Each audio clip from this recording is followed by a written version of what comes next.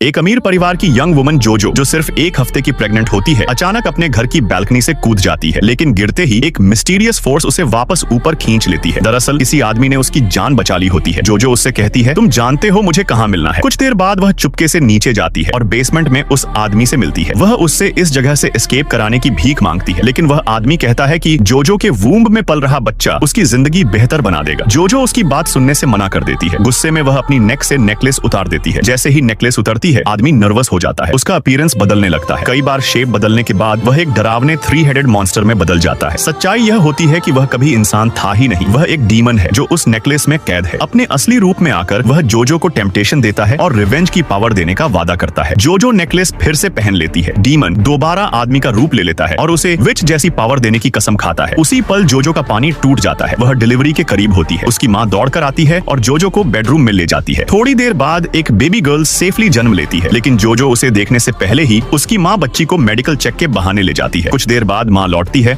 और बताती है कि बच्ची को कंजेनिटल हार्ट डिफेक्ट था और वह बच नहीं पाई। यह सुनकर जोजो पूरी तरह टूट जाती है। शॉक इतना गहरा होता है कि वह बोलना बंद कर देती है, जैसे एक लिविंग कॉर्प्स बन गई हो। असल में जोजो और उसके परिवार के रिश्ते बिगड़ने की वजह एक मिस्टीरियस ब्लड लाइन होती है। जोजो का ब्लड सबसे प्योर होता है। उसे प्रोटेक्ट करने के नाम पर उसकी माँ हर वक्त उसके साथ रहती है और उसकी पूरी लाइफ कंट्रोल करती है। एक दिन जोजो के अंकल एक पार्टी रखते हैं और उसे बुलाते हैं। वहीं जोजो को एक हैंडसम यंग मैन से प्यार हो जाता है। वह उसे पहली बार सच्ची हैप्पीनेस महसूस कराता है। लेकिन अगली सुबह जोजो उठती है और देखती है कि उसकी माँ ने उस लड़के को मार दिया है। यह जोजो के दिल में अपनी माँ के लिए हेट्रेड भर देता है। कुछ दिनों बाद जोजो का पेट अचानक इतना फूल जाता है जैसे वह 9 महीने की प्रेग्नेंट हो। जब माँ को यह पता चलता है तो वह मान लेती है कि यह बच्चा ईविल है। जोजो को बंद कर दिया जाता है। वह अपने पिता से, जो एक प्रीस्ट है, मदद मांगती है, लेकिन वह भी माँ का साथ देता है। पूरी तरह टूट चुकी जोजो फिर से बैल्कनी पर जाती है अपनी लाइफ खत्म करने के लिए, लेकिन नेकलेस में बंद डीमन एक बार फिर उसे बचा लेता है। उधर सच ये होता है कि जोजो की बेटी मरी नहीं थी। उसे चुपचाप एक ब्लैक फैमिली को दे दिया गया था और उसका नाम फील्डिंग रख दिया गया। सालों बाद वह बच्ची बड़ी होकर एक यंग वुमन बनती है। उसे पता चलता है कि उसके पास एक स्पेशल एबिलिटी है। जब उसकी अडॉप्टिव मदर को कैंसर डायग्नोज होता है तो फील्डिंग, जो अब डॉक्टर होती है, अपने सुपरवाइजर से रिक्वेस्ट करती है कि उसकी माँ को हॉस्पिटल के लेटेस्ट कैंसर रिसर्च प्रोग्राम में शामिल किया जाए, लेकिन मदद करने के बजाय सुपरवाइजर उसका मजाक उड़ाता है। यह ह्यूमिलिएशन फील्डिंग को अंदर से हिला देता है। वह उसे ध्यान से घूरती है और अचानक महसूस करती है कि वह उसके माइंड के अंदर देख पा रही है। उसकी इंटेंस गेज के दबाव में सुपरवाइजर की एक ब्लड वेसल फट जाती है। होश में आने पर फील्डिंग देखती है कि वह जमीन पर गिर चुका है। Cause of death ruptured aorta. डर के मारे फील्डिंग घर भागती है और अपनी अडॉप्टिव मदर को सब कुछ बता देती है। उसकी माँ कहती है कि यह पहली बार नहीं है। स्कूल के दिनों में भी जब वह ज्यादा फोकस करती थी तो अपने क्लासमेट्स के ब्रेन्स देख सकती थी। अब फील्डिंग को शक होने लगता है कि उसकी आइडेंटिटी में कोई बड़ा सीक्रेट छुपा है। वह अपने बायोलॉजिकल पेरेंट्स को ढूंढने का फैसला करती है।